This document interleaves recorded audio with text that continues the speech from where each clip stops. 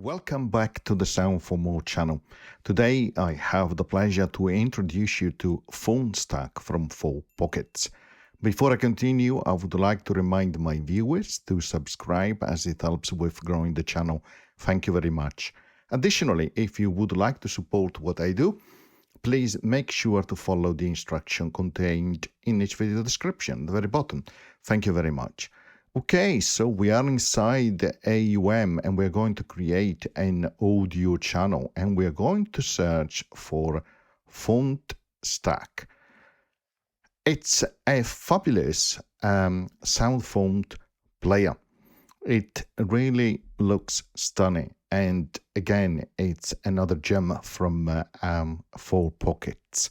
When you load it first time, you don't have any instrument, and therefore it will not give you any sounds. It comes with some preloaded SoundFonts, but it is advisable for you to actually download your own.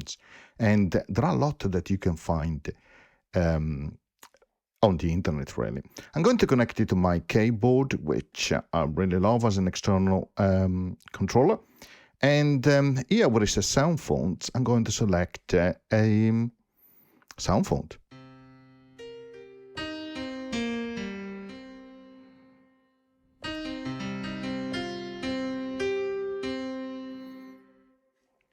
By the way, if you go to the help manual, you will find that inside you will see some links to websites where you can download SoundFonts. So Paul thoughts about that as well, so that is really good. So this video is not going to be a control by control explanation of tutorial. It's going to be a little bit of an introduction to FontStack. Paul, the developer from 4Pockets, has created a number of videos already on FontStack, which I will leave the link inside the video description. So check those out because they are really good and I have no intention to really recreate them. So for me, this is just an introductory video to tell you a little bit about FontStack. So it comes with 4 different layers. As you can see on the screen, you have layer 1, 2, 3, 4. And you can load SoundFont, of course, for each layer. So in this case, layer 1, which I have selected, and I have loaded this SoundFont called Florist Piano. There are others, of course, that you can try.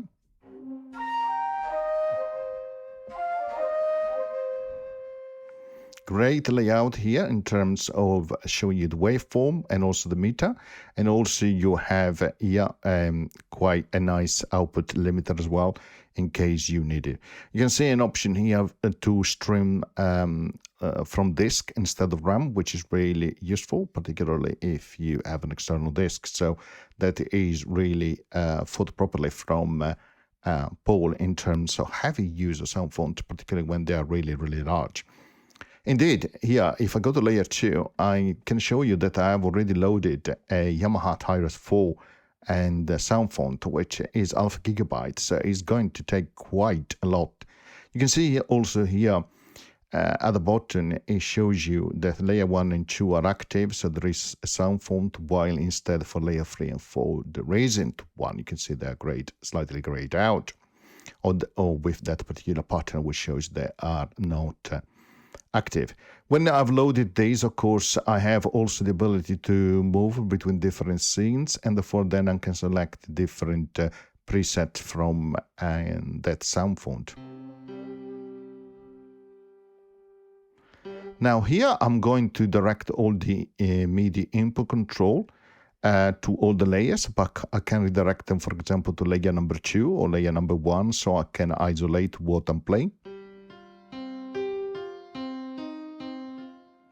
In this case, I have redirected it only to layer number 2, so I'm hearing only the preset from these Yamaha Tyrus for SoundFont.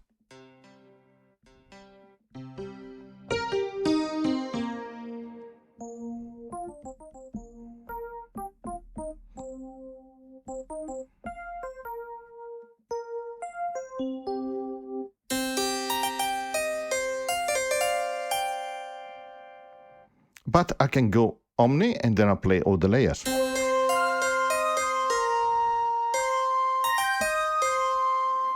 The other thing which I really like is that you can separate here, you can do split, right, which is fantastic. So you have that option as well.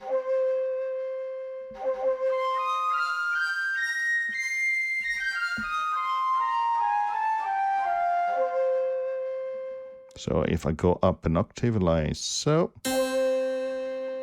then I can isolate like so, layer 1 and layer 2. So here I'm playing only layer 2, so this upset chord, and then on layer 1 I have this flute type of sound.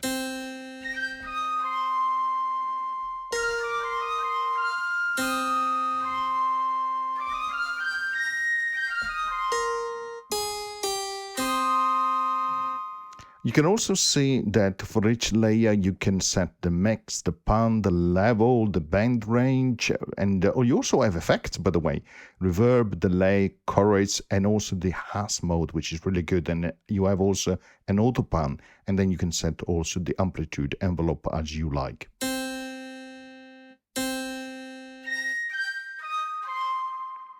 For example, now a reverb only to layer 1. Where I have that flute, right? Really, really great. I can go to layer 2 and introduce, for example, delay.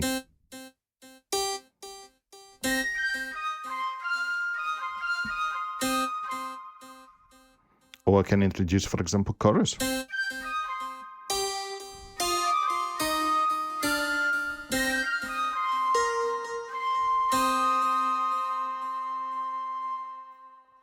There are some really, really great preset already included, so try. They are really, really nice.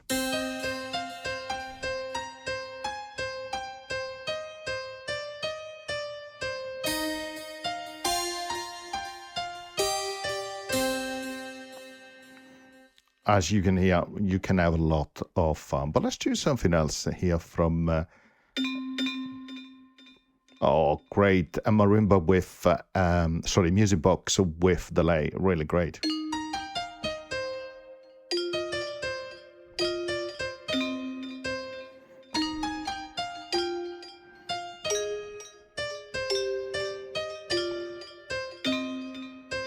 Of course, improvising on C minor as a key and scale as well.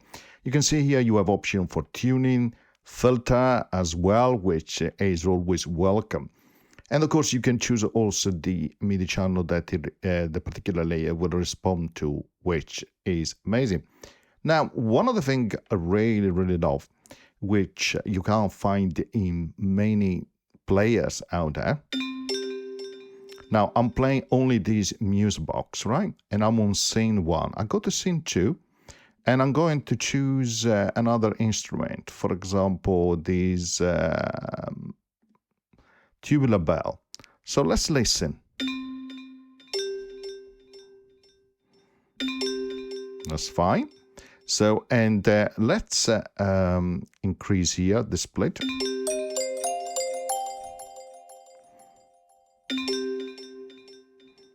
Let me move now to scene 2. I hold and move to scene 1. So as you can hear, it doesn't cut as you move from one scene to the next if you hold the notes from the scene where you're coming from, which is really great. You don't find that in a lot of different synths. So, for example, let's try to go for something like a string or something similar to a string as a type of sound. So let's see if we can find something. Here we go. We have this super saw.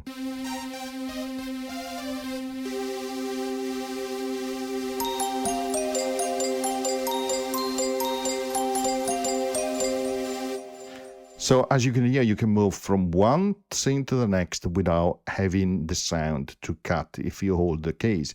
And that is fantastic when it comes to actually do live performance. Okay, you have a panic button which is quite big here, and I wonder why, but when you load a lot of fonts, sometimes you might get a lot of notes which are stuck, so it's useful to actually have that. Here you also have a possibility to randomize a particular layer instrument. As always, where you see this symbol here, if you click and hold, you access a different option, and then of course you can swipe down as well of just clicking. You can switch here to settings, to additional settings for the delay, the auto pan, the chorus, and reverb. You have additional setting below. Like, for example, in the case of the reverb, you can change the size, the color, and the return. Or, for example, on the delay, you can change the time in the feedback and the return. Okay. You can also change the key range and start and end manually if you wish so. You can change the gain and the output as well. Right. And here you have a lot of different options. This is really, really good. It allows you to actually morph between one sound to the other, which is freaking amazing, actually. So let's remove this split here. Click and hold where it says velocity here. Click here to change the velocity scaling, okay.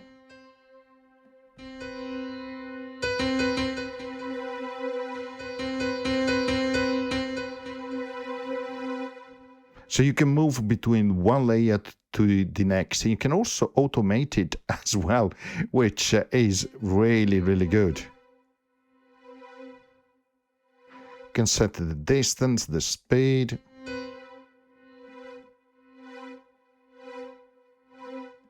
The attack as well, so you can change the sequence as well, and you can save the sequence as well. So that is really, really good, really, really amazing. You can manage SoundFont, so you can import them, so you can do all of that stuff, delete them, move them around. So it's really good. So yeah, and you can move up to 4 SoundFonts together, or you can layer them together. So that is pretty good. Here you have your preset, which of course you can save if you wish so. And then you have a lot of different options here on the menu, particularly on the settings, which again, Paul explains really, really well inside his videos. And you can even do control keys here, which is great. Remember, you have a very, very detailed menu, which explains absolutely everything. Here, for example, it's about MIDI CC control, which you can assign as well, which is really good in terms of enabling, disabling, for example, a layer, or selecting a scene, which is really good, again, for live performance. Is brilliant. Okay, I'm going to stop here, but I'm going to record another video where I show you how to use these with progression, MIDI step, etc. I hope you enjoyed. See you next time. Bye.